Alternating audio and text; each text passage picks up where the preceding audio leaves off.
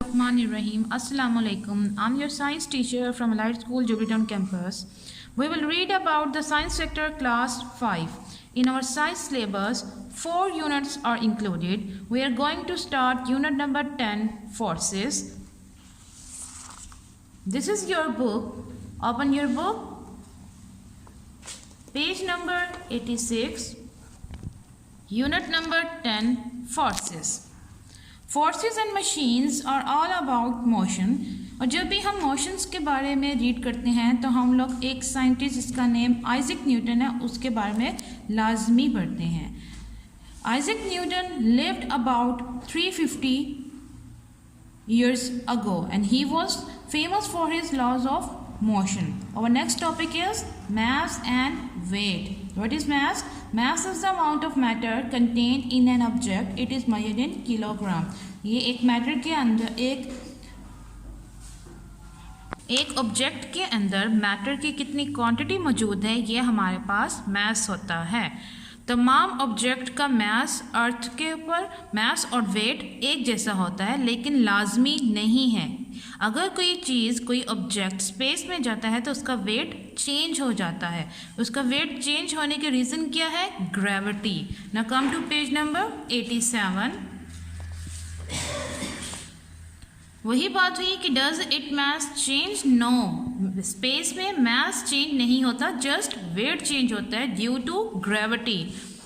The further away an object is from the earth the लर the force of gravity acting on it. You have to underline all the important lines कि एक object अर्थ से जितनी दूर होती है उसके ऊपर फोर्स ऑफ ग्रेविटी भी उतनी कम एक्ट करना शुरू हो जाती है। आप लोगों ने देखा होगा कि एस्ट्रोनॉट्स जो होते हैं वो फ्लोट कर रहे होते हैं स्पेस में। रीज़न क्या है? वहाँ पर ग्रेविटी नहीं है जिसकी वजह से वेटलेसनेस की वजह से फ्लोट करते हैं। तो हम वेट की डिफाइन इस तरह कर सकते हैं, weight can be define as the amount of gravitational force acting on an object and it is measured in newton. You have to do the rest of the reading. Now come to the did you know, it's very important. ये बताया है कि force of gravity कहाँ पर सबसे ज़्यादा होती है। An object weighs more at sea level which is closer to center of the earth than at the top of a mountain। कि sea level पे हमारे पास उसका किसी भी ऑब्जेक्ट का वेट ज़्यादा होता है अगर हम उसको कंपेयर करें अगर उसी चीज़ को माउंटेन के ऊपर रख दें। ये क्वेश्चन आंसर हम कॉपी पे करेंगे। Now come to page number 88। यहाँ पर हमारे पास कुछ फोर्सेस के नेम है। Buoyancy, gravity, friction, air resistance. Buoyancy क्या होती है? ये एक वैसी फोर्स है जो पानी पे काम करती है और इसका प्रेशर अपवर्ड होता है। ग्रेविटी हमें इस चीज़ के मेक श्योर करती है कि हम लोग ज़मीन पर खड़े रहें या कोई भी चीज़ जो है वो अगर ऊपर जाती है तो वो लाजमी ज़मीन पर वापस आ जाए। फ्रिक्शन एक ऐसी फोर्स है जो दो चीज़ों को या तो स्टॉप कर देती है या स्लो कर देती है जो कि स्लाइडिंग पास्ट ईच अदर, एक दूसरे के ऊपर से स्लाइड कर रहे होते हैं। एयर रेजिस्टेंट ये भी हमारे पास फ्रिक्शन की ही टाइप होती है लेकिन इसमें रबिंग के बजाय एयर यूज़ की जाती है चीज़ों को स्लो डाउन करने के लिए। लाइक एग्जांपल में हमें पैराशूट का पता है, वो एयर रेजिस्टेंट ही की वजह से होता है। हमारे पास वैसे तो बहुत सी फोर्सेस जो हैं एक्ट करती हैं लेकिन हर चीज़ के ऊपर अगर फोर्स एक्ट करी है इसका मतलब है उसकी डायरेक्शन मूव होनी चाहिए। लेकिन ऐसा क्यों नहीं होता? कुछ चीज़ें जो हैं स्टिल रहती हैं। रीज़न क्या है? रीज़न हमारे पास एक ऐसी नॉर्मल फोर्स होती है जो ऑपोजिट डायरेक्शन हमारी दूसरी फोर्सेस के काम करती है। लाइक आप देख सकते हैं टेबल के ऊपर एक बुक भरी हुई है। इस बुक के ऊपर ग्रेविटी इसको पुश कर रही है नीचे की तरफ, जबकि एक ऐसी फोर्स जिसको हम नॉर्मल फोर्स कहते हैं वो इसको ऊपर की तरफ धकेल रही है जिसकी वजह से ये बुक इस टेबल के ऊपर स्टिल रहेगी। जब तक हम बाहर से कोई और फोर्स इसको अप्लाई नहीं करेंगे तब तक ये बुक मूव नहीं करेगी। ये आपके पास नॉर्मल फोर्स की definition. You have to mention important on all the green boxes. There is a force known as normal force. This is force that operates when two still objects are in contact with each other. Now come to page number 89। ये आपके पास इन्होंने आपको normal forces और दूसरी forces की example दिए like tug of war, ये रस्साकशी। इसमें दो टीमें खेलती हैं।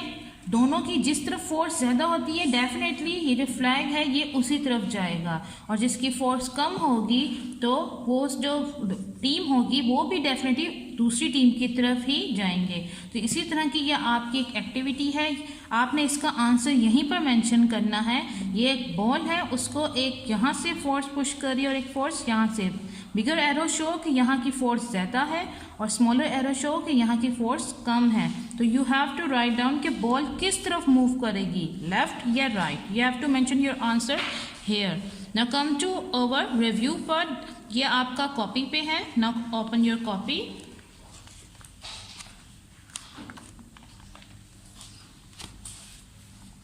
ये आपकी कॉपी का टैग है। आपको पता है हम ऊपर से कुछ लाइंस छोड़ के सेंटर में अपने इंक पेन से टैग बनाते हैं। Unit number 10 forces, reading, writing, question answer, objective. Then you have to draw a box of yellow colour, इस तरह करके। Now we will start our question answers. Topic forces, focus, question answer, page 87 की question answers है। Question number 1. Write a paragraph about Isaac Newton and the incident that got him thinking about the force of gravity. You will have to do some research for this. Isaac Newton lived in England about 350 years ago. He is famous for his laws of motion. It has said that he was sitting under an apple tree when he was hit on the head by a falling fruit. That encouraged him to suddenly come up with his law of gravity. ये gravity का incidence है कि कैसे इस दरियाफ्त की गई थी। Question number 2. What is difference between mass and weight? Mass, it is the amount of matter contained in an object and is measured in kilograms, जिसको हम केजी भी बोलते हैं। Weight, it is the amount of gravitational force acting on an object and is measured in newtons, जिसको हम N से भी denote करते हैं। Now come to the question answer on page number 89. Review के question answer. You have to mention topic, forces, focus, question answer plus objective. Page 89. Review. Question 1 of review. What is an unbalanced force? Explain with an example. A force becomes unbalanced when it moves or changes speed and direction. Example, tug of war. Question number 2. Look at an object on your table. Explain what force are acting on it to keep it still. Like एक book कैसे stable होती है, कैसे still है book अपने table के ऊपर. The force of gravity is pushing the object on the table downwards while a normal force is pushing it upwards in the opposite direction. Since the two forces are balanced, the object will keep still. Find the following forces given examples. Forces को define करना है, buoyancy, gravity, friction और air resistance की।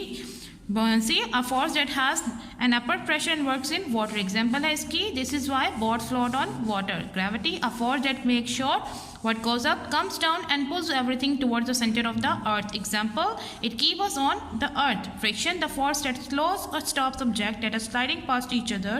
Example, a rolling ball. Air resistance, a type of frictional force where air helps to slow down objects. Example, parachutes. You have to draw a boat that is moving on water. यहाँ पे आपने एक प्यारी सी boat draw करनी है। Now come to question number 4. What happens to astronauts' weight and mass when they are traveling to space?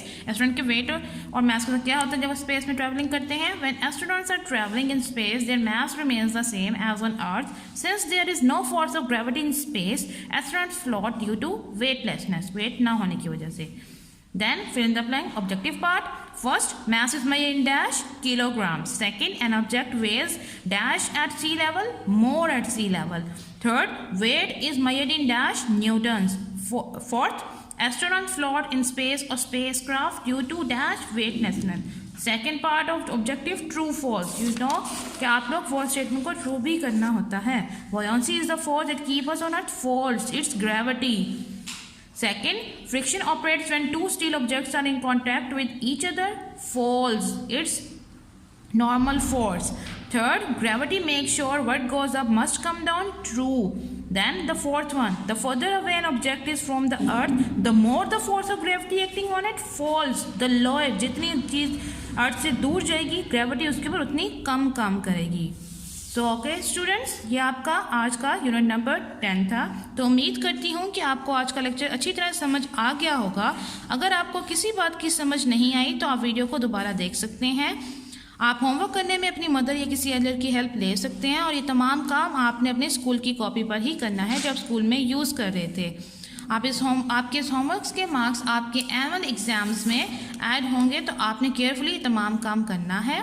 So take care of yourself, stay home, stay safe. अल्लाह हाफिज़ from light school jubilee town campus Lahore.